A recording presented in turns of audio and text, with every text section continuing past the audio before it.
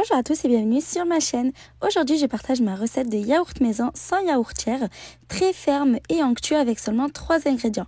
En plus d'être économiques, ils sont délicieux et ça nous permet de contrôler leur qualité et on peut les aromatiser comme bon nous semble. Je vous en dis plus dans la suite de la vidéo. C'est parti. Je commence par chauffer 1 litre de lait dans une casserole sur feu moyen. Il faut utiliser du lait entier, pas de lait écrémé ou demi-écrémé qui donneront des yaourts liquides. On ne laisse pas atteindre le point d'ébullition, on surveille et dès que des petites bulles sont sur le point d'apparaître, donc c'est environ 100 degrés si vous êtes équipé d'un thermomètre, à ce moment-là, on retire du feu. Si vous avez l'occasion d'utiliser du lait frais de la ferme, c'est encore mieux. Par contre, il faudra bien le stériliser, donc bien attendre le point d'ébullition pour tuer tous les microbes. Dans un bol, je mets un yaourt nature qui va servir de ferment lactique. Choisissez bien un yaourt ferme, au lait entier et de qualité. J'ajoute également 80 g de sucre, mais ça c'est totalement facultatif. Vous pouvez simplement faire des yaourts nature, ça ne change absolument rien. Donc je les mélange bien entre eux. Concernant le lait, je l'ai laissé redescendre à une température de 40 degrés, donc ça prend plus ou moins 30 minutes. On doit pouvoir y plonger le doigt plus de 15 secondes sans se brûler. Quand le lait a atteint la température désirée, je le filtre en le passant au tamis pour retirer les croûtes de lait qui se sont formées en refroidissant. Pour plus d'idées de recettes, je vous invite à vous abonner à ma chaîne sans oublier d'activer la cloche de notification. Je publie régulièrement. Donc vous voyez, c'est important de le filtrer, ça évite d'avoir des petits morceaux désagréables. J'ajoute une petite partie du lait sur le mélange de yaourt et de sucre et je mélange bien. Vous l'avez compris, dans cette recette, le plus important, c'est surtout le type de lait utilisé et le ferment lactique. Tout le reste reste facultatif.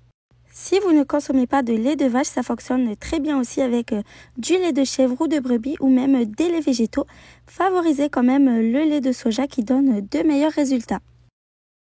Je mélange tout le lait restant avec le yaourt et le sucre.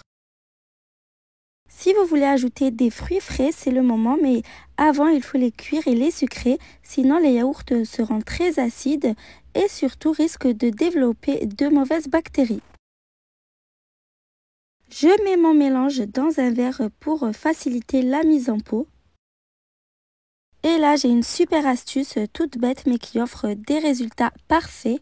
Pour qu'il n'y ait pas de mousse ou de bulles d'air et que la surface soit bien lisse, approchez votre contenant le plus proche possible du verre et versez tout doucement.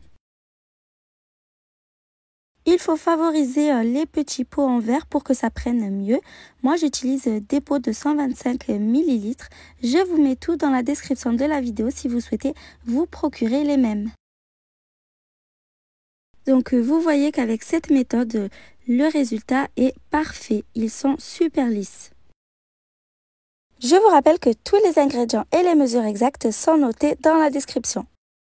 Je vous rappelle qu'il faut toujours stériliser les petits pots avant de pouvoir les utiliser.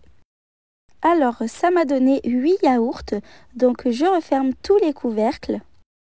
C'est maintenant le moment de la fermentation naturelle. Pour cela, je dispose tous mes petits pots dans une grosse poêle à fond épais. À défaut d'avoir une cocotte minute, ça fait super bien l'affaire. Si vous voulez savoir comment ça se passe la fermentation au four, je vous invite à aller visionner ma dernière recette de yaourt maison. Je remplis d'eau chaude du robinet à hauteur des couvercles. Le lait va fermenter grâce à la culture bactérienne, donc il va se transformer en yaourt super ferme par la suite, vous allez voir. Il va falloir maintenir une température stable de 45 degrés pendant toute la fermentation, soit entre 8 et 12 heures. Si c'est plus chaud, ça peut tuer les ferments et ne pas prendre. Et si c'est trop froid, ça risque de prendre beaucoup plus de temps. Donc je recouvre la poêle de papier aluminium pour empêcher le froid de rentrer. Je remets le couvercle. J'enroule le tout d'une couverture chaude. Moi, ce que je fais, c'est que je mets le tout dans le four éteint. Comme ça, c'est pas trop exposé au froid et de cette manière, c'est parfait. Si vous avez un grand sac hermétique, vous pouvez aussi y mettre vos yaourts à l'intérieur avec 2 ou 3 bouteilles remplies d'eau chaude également. Ça fonctionne très bien. Après 12 heures de fermentation, donc moi j'ai laissé toute la nuit, je retire les petits pots du bain-marie. C'est encore un peu tiède. Bien sûr, ils vont encore prendre au frais, mais j'en ouvre un pour vous montrer la texture. Ils sont déjà super fermes. Je les laisse prendre au frais pour 4 heures minimum avant de pouvoir les déguster. Et regardez-moi comment ils sont fermes, ils sont super onctueux, ils sont vraiment délicieux, je vous invite à les essayer. Ils se conservent un peu plus d'une semaine au frigo. Et pour une prochaine fournée, il suffit juste d'en garder un et de l'utiliser comme ferment lactique, mais pas plus de 5 fois d'affilée car après les ferments deviennent inefficaces. J'espère vraiment que la recette vous a plu. Si c'est le cas, comme d'habitude, n'oubliez pas de commenter, de liker et de partager la vidéo. À bientôt!